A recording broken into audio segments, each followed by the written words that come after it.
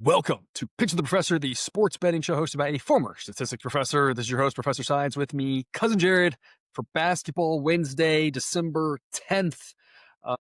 How was your 2 weeks off, Cousin Jared? Hopefully you're making some money. Yeah, I mean, it was a good two weeks off. But the reason we were off for 2 weeks is because everybody's been crazy busy with, travel, holidays, all of that good stuff. So it was good. Spent time with family. Had my mom's birthday in there. I think maybe your mom had a birthday in there. We talked about that one of our recent shows. So yeah, just a lot of stuff going on, but it was good. And so, but definitely glad to be back with everything, that's been happening in college basketball and maybe all the other sports that we cover. A lot of things to talk about since we've been gone. Yeah, absolutely. We'll kind of get right into it because you and I are going to do a college football show here right after this. So talking about some bowl games, the playoffs. So we'll get a little more long-winded in that one if you want longer content. We'll keep this one a little bit shorter here, our daily college basketball. Just some quick reminders. Our player-based model. Every number reflects today's roster, which of course matters for injuries. The name of the models are sideline, of course. You're going to reference that throughout the show.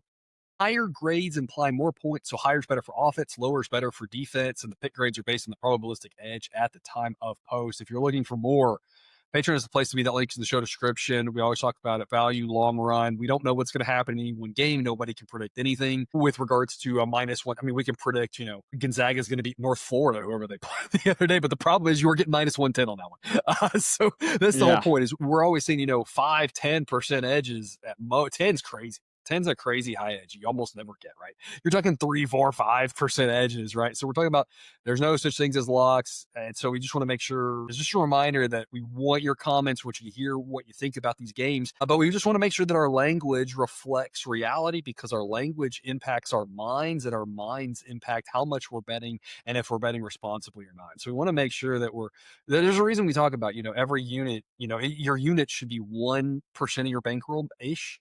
Because, you don't want to take a big hit when any one thing can happen, especially in a sport as chaotic as college basketball. It's all about the long run, all about value, all about adding up, storing those units for the cold winter months. And so it's what we'll try to do here. If you're interested in joining us over there and helping us keep the lights on here, helping us keep this show going, really appreciate that. Check out that link in the show description.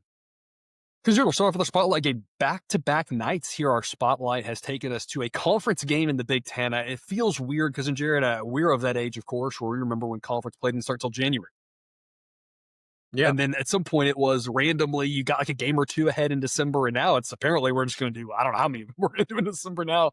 Times have changed, of course. Purdue's offense, really good. Purdue's defense is really what's keeping them from being one of the, maybe the top team in college basketball, where sideline has had them at some point in the year. I know other models has as well. But defense has been their problem. It's not been the offense. Minnesota, not very good. Purdue should run away with this one at home. And of course, I'm talking about Purdue's offense being really good and their defense being not their strength. And yet we're still going to go under. 142.5 here is a B grade. Sidelines is 139. The reason why is less about the efficiency, because efficiency-wise, Purdue's there. It's more about the pace, folks. Look at those pace numbers. Both of them in the 70s. Purdue number 341, Minnesota number 353, and there are only 365 teams only in college basketball. Because, Jared, this is all about a game being played at a snail's pace and it being hard to get into the 140s, even with the rule changes, because this game just seems like it's not going to have any tempo to it. What's your take? Yeah, and the other thing that I like about this one, and something that has been important for me to keep in mind over the past few years as these conference games have gotten earlier and earlier into the schedule, is in non-conference, you can see a lot of games that can get really high scoring for whatever reason. But when conference play gets here, all of a sudden those unders become more appealing.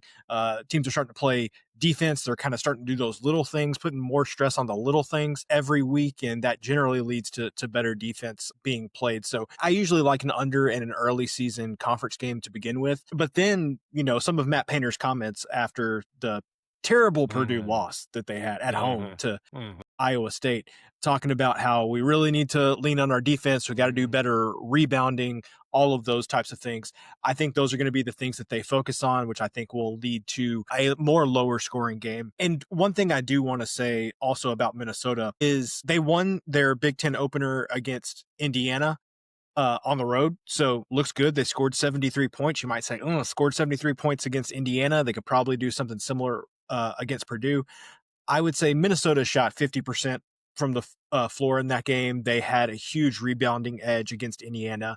I don't think those things are going to happen against Purdue. So kind of just putting all of those things together, I'm like you. The under seems to be the right play here. Well, I mean, whatever Minnesota did against Indiana, I'm not sure how relevant that is. Indiana being a football school.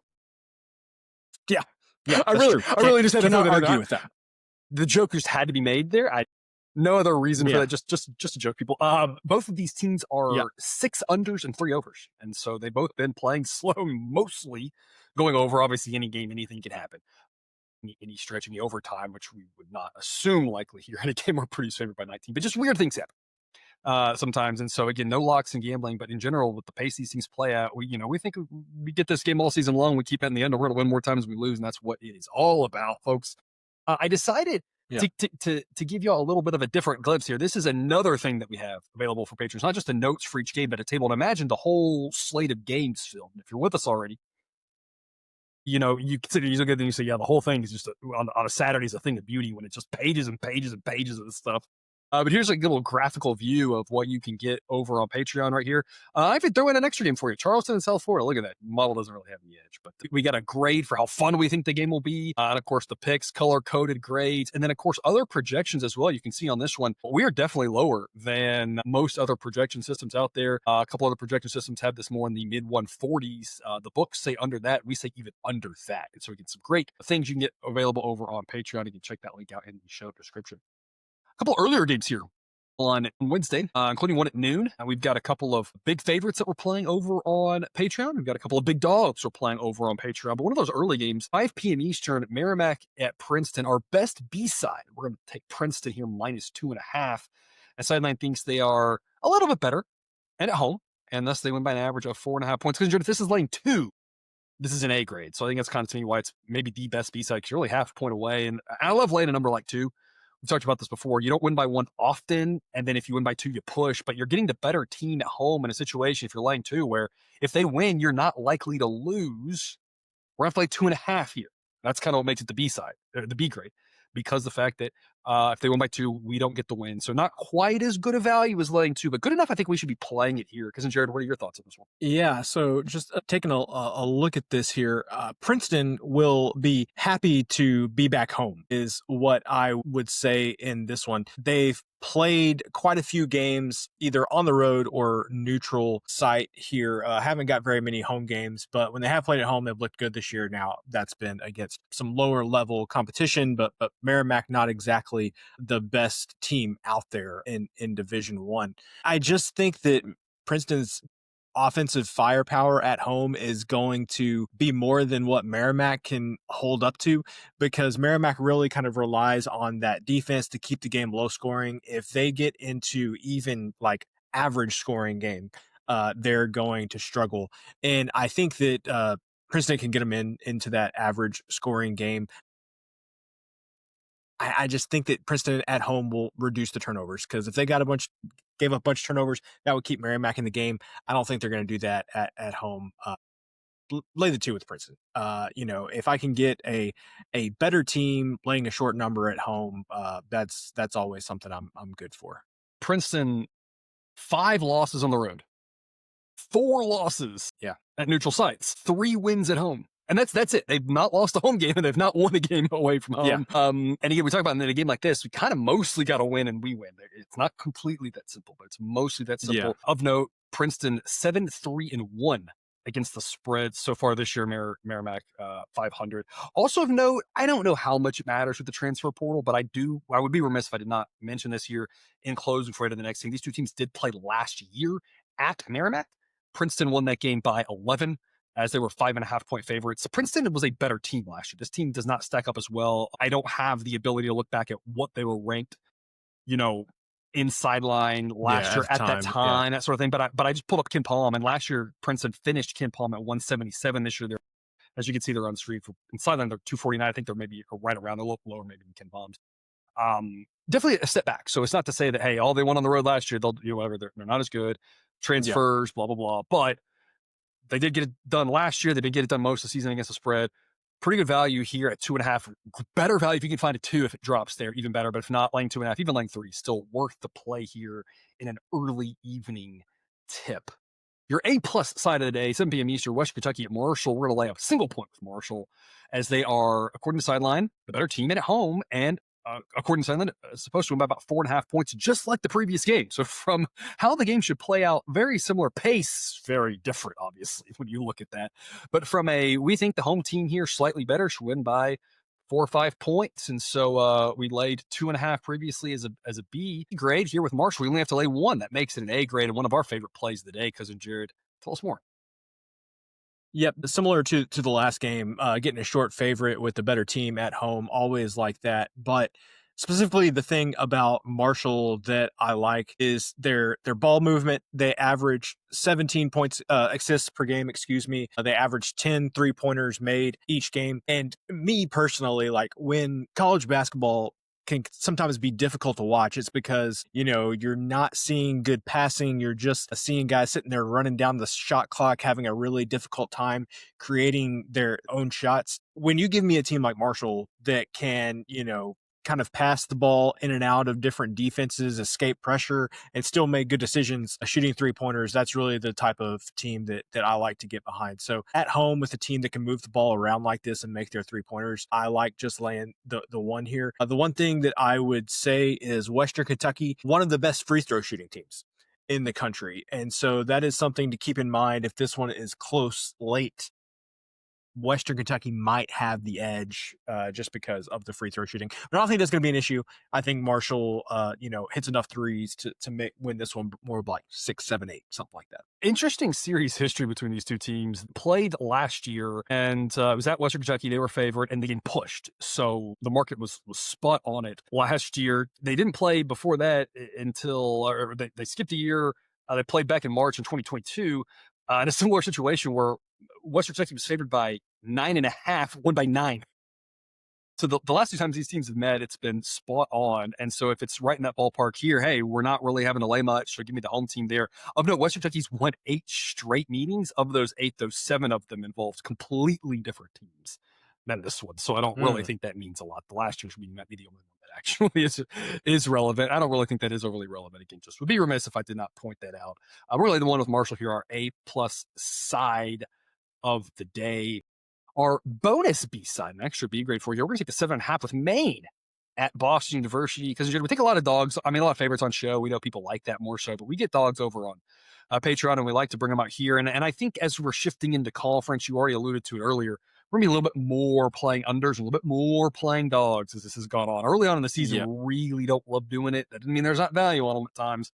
But, man, you can get some big blowouts. You can get some crazy runaway games. It's a little bit harder to do.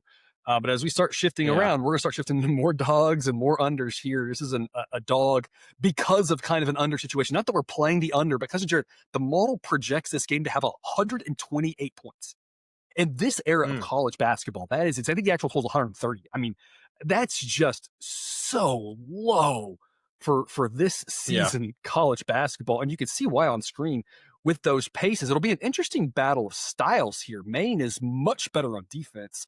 Boston much better on offense. While Maine is terrible on offense, Boston's terrible on defense. But I'm not sure, because does this game even have 7.5 points in it? That's one of those things. You don't have enough possessions. It's hard to win by a bigger number. Sideline says Boston wins by an average of 5.5. So we're going to take the dog here. What's your angle on this one? Yeah, so the first thing that I want to point out here is that, yes, Maine is 0-11, and they have a very bad offense. Relative to their competition, that defense holds up pretty well.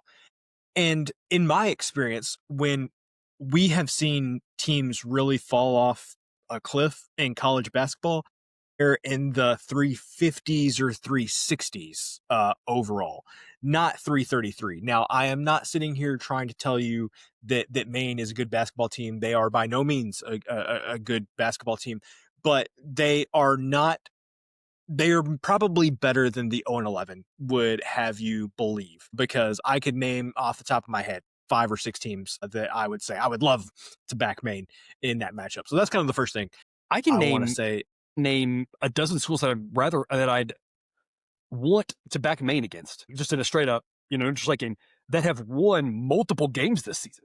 I mean, the Oh, yeah. over is Mississippi Valley State's won a game. Now, obviously, that was against the School for Women, which is its own thing. But Okay, good. Yeah, I was gonna say yeah. I could say it was like Sisters of the Poor, and it was almost literally that's who it was. Almost literally. Just glance at here. I mean, you got Gardner Webb is 0-11. South Carolina State's 0-9. South Carolina State's really bad. They are really bad. That might be it. It might be those two and Maine are the last teams without a win. But Maine, I'm like, Maine's a lot, but like the bottom 10 to 20 is where it drops off, where Maine is at 333. Not good, but at least it's not that like, oh my gosh, I just can't put any money on you because I just can't trust that you won't completely lay an egg every time out, right? They're not in that territory at least. Yeah, exactly. So I think you should keep that in mind kind of as we're talking about this. But I think aside from that, the biggest thing for me is we talked about that defense for Maine, and Michael McNair is a good guard for Boston. The thing is I don't know if having one kind of star scorer is the recipe for scoring enough points to cover this number against Maine. Like we talked about, Maine has that good defense. I think they can focus more on McNair, ask for more from the other guys, and I'm not sure that Boston has enough other guys that can, get them outside of this number. And then we kind of talked about the pace here. It's just going to be at a snail's pace. Boston has definitely scored some points this season, but they've scored over 100 points against, one of those Division III schools in a home game or whatever. So their offense is good, yes, but their offensive points per game, I think, are a little exaggerated because of that. So I just think this one is going to be closer than a lot of people think. And yeah, I think Boston wins, but I think there's a lot of ways they win it by 3, 4, 5, 6, something like that. I would point out if I were to change the pace, if I were to invert the pace of these two teams and make them, number 5 and number 20, I think we have Boston winning this by about 10 points probably. If I just had to guess. I mean, I think that's one of the biggest things is that the model looks at it and says, hey, if you're going to have more possessions, that it really strengthens out that margin of victory. Now, it's not as big here as it would be. That matters a whole lot more in those bigger 20-point games where it's like if you go really slow or really fast. It started years ago with Virginia, where we noticed that Virginia was like really, really good and needed to be ranked high to handle their conference play. But then when they played those weaker teams, they were favored by like 30, but they just could never win by that much because there's never enough possessions. Right. And so working through with that and figuring out kind of the right way to approach that was the genesis of this. To me, this looks like one. I don't know where the numbers are going to go. Never know where it's going to go for any number of reasons. So not trying to predict that, but I would say if this one gets bet down closer, drops to 7, drops to 6, drop to whatever, I think it's going to be because people are looking at this saying, oh yeah, the pace of this thing's going to be harder to win by that many with this pace because this game's likely to be, this game's likely to be like 28-25 at the half or something stupid, Yeah. And I would also say, so right now the total on this is 130.5. Sideline says 128. Not big enough of an edge for us to, say, hey, we should be on the under here. I would not be surprised if I woke up in the morning and this was like 127, just because people looking at these paces, they're going to say, I don't care what the projections say. The paces are so low. To your point, there's only going to be so many possessions in this game. I'm just going to bet it down. Yeah. So if you are interested in the under, I would say get it as soon as you can because it may not be there for very long. Very well said. And last thing I want to say on this one, because Jared, you're going to look really smart if that comes true there. But I think I like what you said there. Is, Boston, a team with one good offensive player in that conference, could give them a lot of success because there's not a lot of great defense being played in that conference. But when they go up against a team, whether it's in that conference or outside, that's got a competent defense, it's going to be a little bit of a different battle for them. Obviously, if Boston's playing, the UMasses or Boston College or some of those teams up there, it's a whole different. We're not talking about that, right? But we're talking about teams that are in their range, they should handle whatever. That could be a difference makers. The defense has a pulse and can really figure out how to shut down their one score. They might be in trouble, but if not, that one guy gets going, can really dominate and provide a lot of value for them. So that's something to kind of keep an eye on there. Because you're bringing the Boston University knowledge. Jake might have some sharpening of the skills to do to compete with that one. I don't think Jake has anything to worry about. Fair enough. We're going to finish up with an A grade for the road, 10 p.m. Eastern. Fresno State at Cal State Northridge. We're going to grab the 2 with Fresno State because you already mentioned it last night. I believe firmly you just got to have an approach, have an opinion, have however you do it with points and money line, because otherwise you'll drive yourself crazy. This is one where we've set up as our official picks. We're just going to worry about taking and laying points. That way there's 5,000 college basketball games, right? At some point for record keeping purposes and keeping all the data and everything. That's what's simple. That said, we can actually go off and do something else. This is one where I'm guessing you're looking at money line, only getting 2 points, a wrong team favored kind of game. Big edge on Fresno State relative to the market. We just think Fresno State should be favored and they're the dog. You and I love these, the wrong team favored WTF games. It's been our bread and butter here across a lot of our sports. Fresno State's defense is the difference maker according to Sideline. Otherwise, these teams are pretty similar. All 4 units about the same, but their defense being the thing that we think is going to help them out. Cal State Northridge wants to play really fast. That's kind of something to keep an eye on, especially if you're staying up and watching this game. You're live betting it potentially. That's going to be the one big factor is Fresno State does not going to play a lot of teams that want to play this fast. But their defense is really good, and so hopefully it can stand up to the test for us and get us a road victory. So I think they're just a much better team. Because Jared, what do you got for us here? So really, I wanted to talk about this one because this is, some of my model watching that I have done over time. So the first thing is with Fresno State, this is not the Fresno State from a couple of years ago that is going to, just ground things to a halt, and you're going to have a game that ends up in the, 1-teens or 120s. They do play with more pace now than they did previously, but you see that defense still not too bad. Cal State Northridge, on the other hand, Sideline has wanted their games to, it's kind of favored them because of some of their pace stuff. It's projected higher scores for them. And it's just been one of those things where there was a lot of games where you're saying, hey, Sideline says, hey, you should be back in Northridge. The fact that it has flipped here and says that you should be backing Fresno State, I like that. I like the edge that Fresno has defensively, not a huge travel spot necessarily for Fresno State here. The pace, it's not necessarily something that'll make Fresno completely uncomfortable because they're not a slow team like they were. So there's just a lot of things where it's like, take the 2 points, have a nice little nightcap here for the late tip-off. Do you know where Northridge is? I don't know where Northridge is, but I know where Fresno State is, and I don't think it's possible for anything to be super far, relatively speaking, super far away from Fresno. I can't wait for you to tell me I'm wrong. Well, I was going to say Fresno, being kind of in the middle-ish of the state, things can be far from it because California's a big state. A little over 3-hour drive. 200 miles away. Northridge is south, basically like North Los Angeles is kind of the direction you're heading towards. Got to drive through Bakersfield to get there, which is home of there you go. Home of I don't know if you remember the sandstorms and all that stuff. I think they lost their minor league baseball team. Lancaster was out there too, the Astros farm team, and they had some issues out there with all those sandstorms and the heat and everything. And they, one of those cities lost their minor league team because it was dangerous for the players to be out there playing and stuff. We're not even going to play out here. Anyway, 3-hour drive. Did you have to bring that up on the day that the Astros announced that they sold their minor league teams to just some holding company? I didn't even notice that. Sometimes I live under a rock, I thought they sold them to Diamond Holdings. I thought the whole thing with baseball was they all wanted to own their minor league teams because they all thought there was a synergistic, overhead reduction. They could make more money that way, I guess.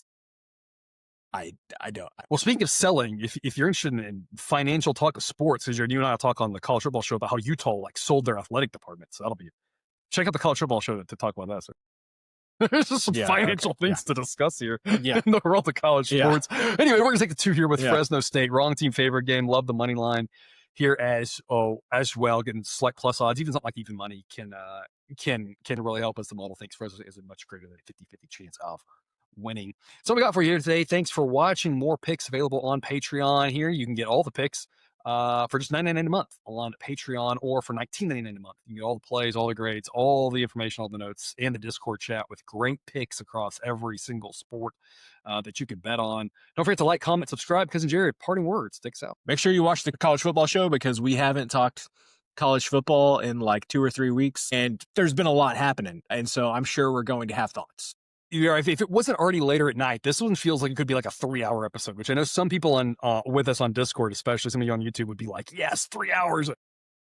The 3-hour shows are back. I'm too old for that. I got too many little kids, it's just, just getting that anymore. Times have changed. All right. Thanks everyone again for watching. Remind you, bet responsibly, please. Why we say often at the end of these shows, you can eat your betting money, but please don't bet your eating money